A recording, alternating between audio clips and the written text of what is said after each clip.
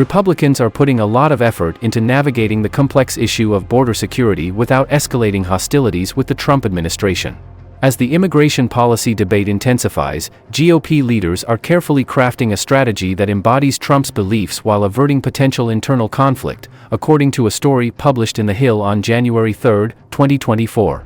Republican Party officials claim that despite Trump's harsh stance on border security, the party's more moderate members are attempting to establish common ground.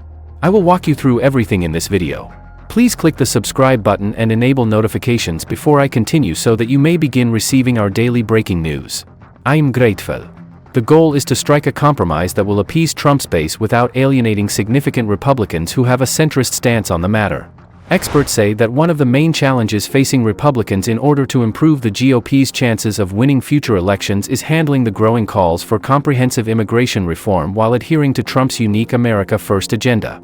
The success of the GOP in future elections will depend on their ability to navigate this contentious situation.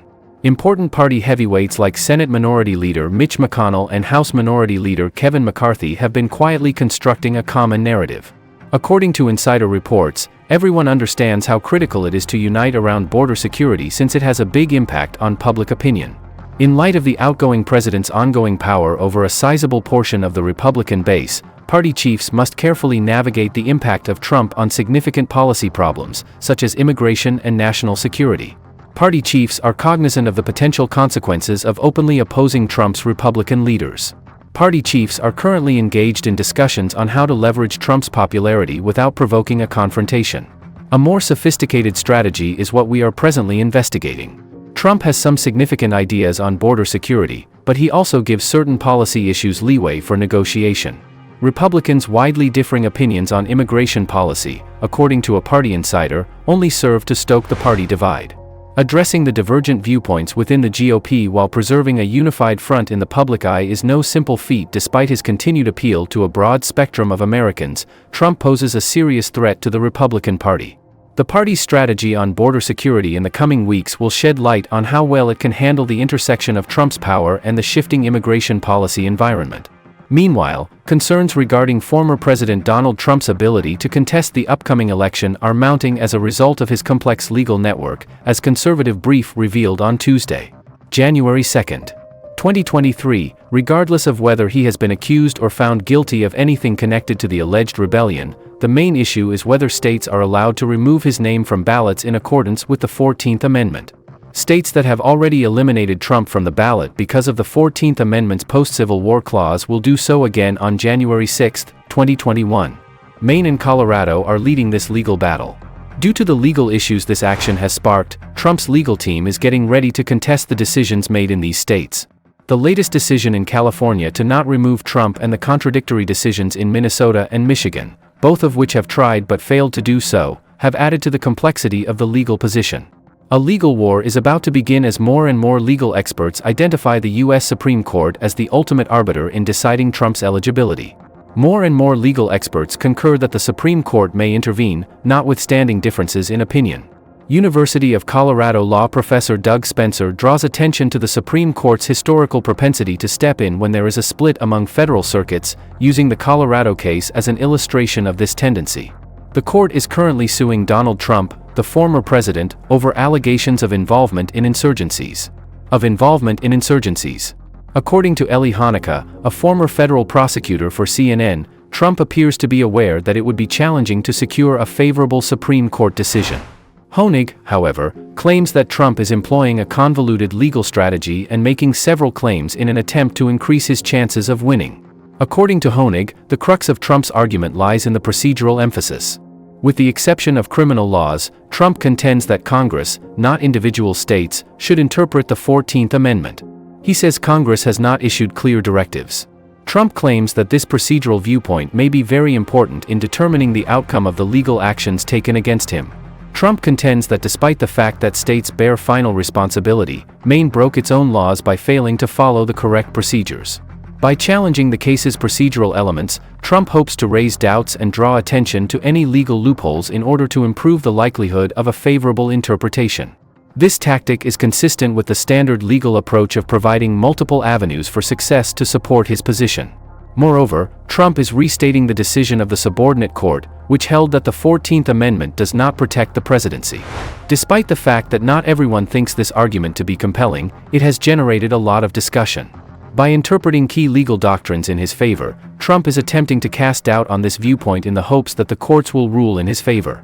Early Harning draws attention to this calculated move, pointing out that Trump is essentially giving himself 4 or 5 options for victory. In order to improve their chances of success in fiercely competitive legal issues, attorneys commonly employ this tactic. It seems that the legal team representing Trump is keen to exploit any weakness in the complex labyrinth of procedural and constitutional challenges surrounding the case. Lee Honig also wonders if the Supreme Court will intervene. Specifically focusing on the Colorado case, he anticipates 2 results: 1, a narrow ruling that either maintains or rejects Colorado's adherence to procedure, establishing a standard for upcoming difficulties, and more, a more comprehensive decision that ultimately resolves the issue at the federal level. Honig acknowledges that the outcome is uncertain and accepts that all parties involved are traveling through unknown territory. The definition of insanity is doing something again in the hopes of getting a different result. In each of the last 5 elections, Republicans have consistently demonstrated their contempt for reason by depending on the same faulty survey techniques. You're not really worth staying up all night if, as a Republican, you believe that Donald Trump is leading Republican votes by 40% in any state. The Republican Party is comparing itself to an image painted by Hunter Biden, carelessly stuffing its stockings with worthless polling data from the primary and general elections, using the same subpar polling techniques. Trump will lose, according to the Wall Street Journal, which had previously challenged conventional polling. In the election of 2024, both in 2016 and 2020, I voted for Donald Trump. In contrast to the Trump-only radicals who exist, I would vote for him again if he won the Republican primary. However, the unpleasant truth is that I still do so. Although there is still little chance that Trump can secure the Republican nomination, the election itself is beyond his control. The vast bulk of independents hate Trump, even if they don't like Biden. The previous head of state is no longer satisfactory. Simply isn't good enough anymore.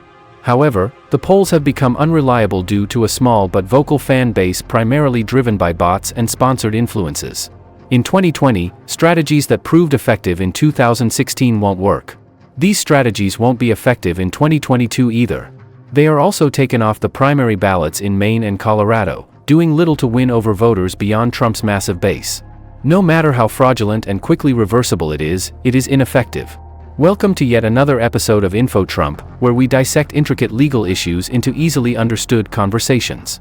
Today, we explore the historic court case involving former President Donald Trump and the criminal case in Washington, D.C., that questions absolute presidential immunity. We're here to help you understand the excellent response brief that Special Counsel Jack Smith recently filed. A past president has been accused by a grand jury of crimes committed while in office with the express intent to rig an election for the first time in American history.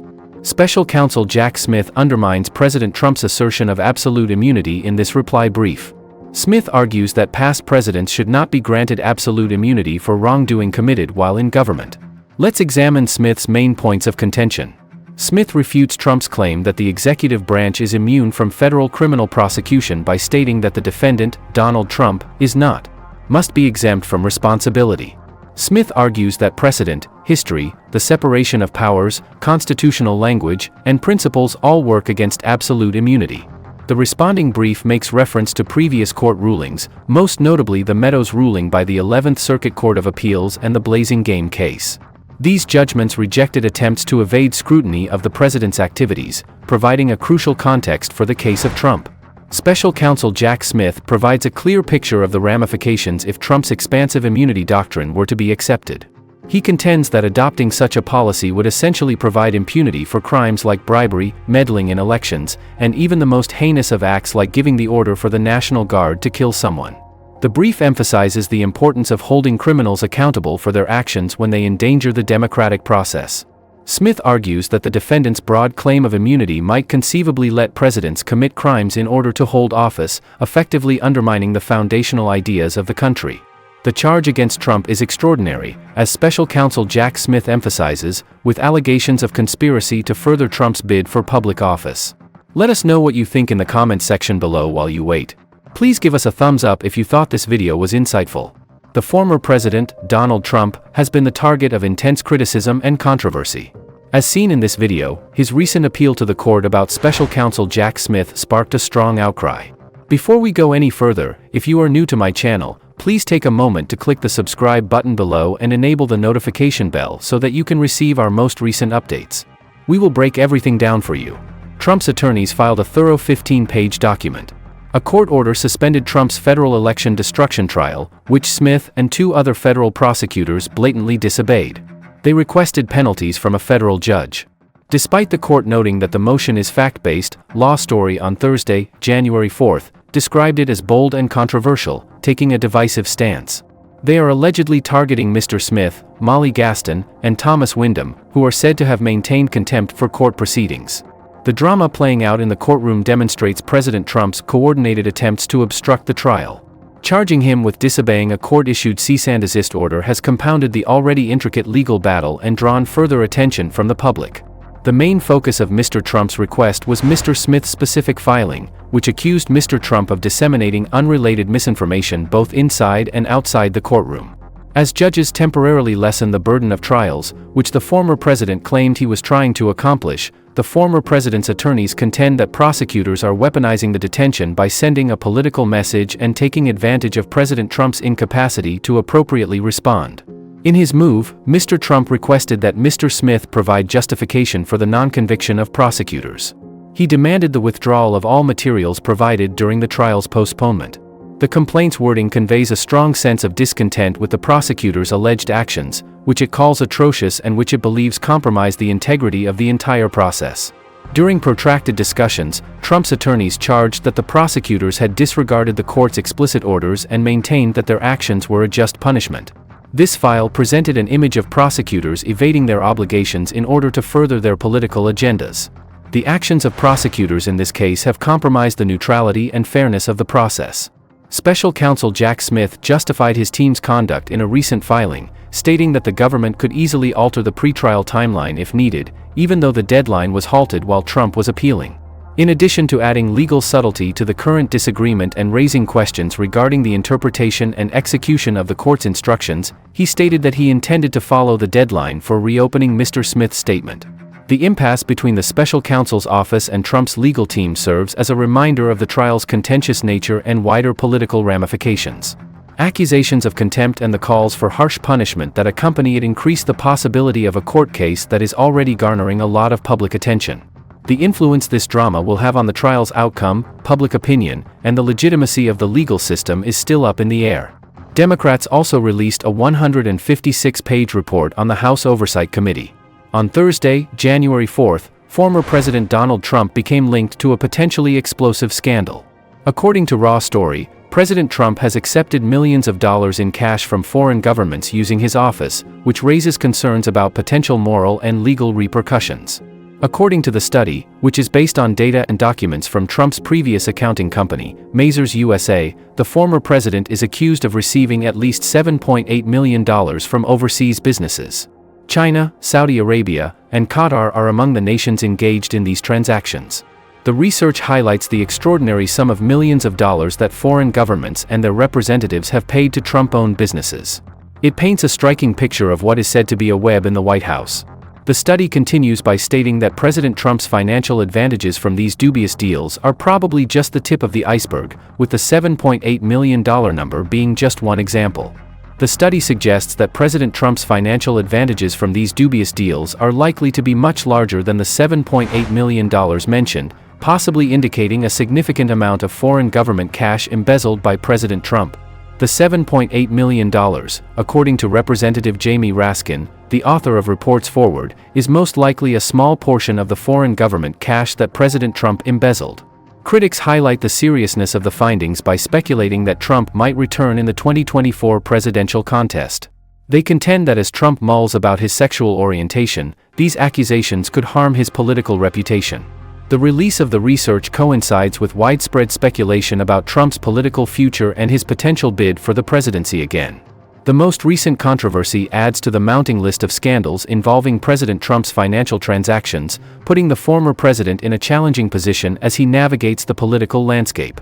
The article rekindles the discussion on the morality of making money off of the presidency as well as the possible legal ramifications of President Trump's conduct during his administration.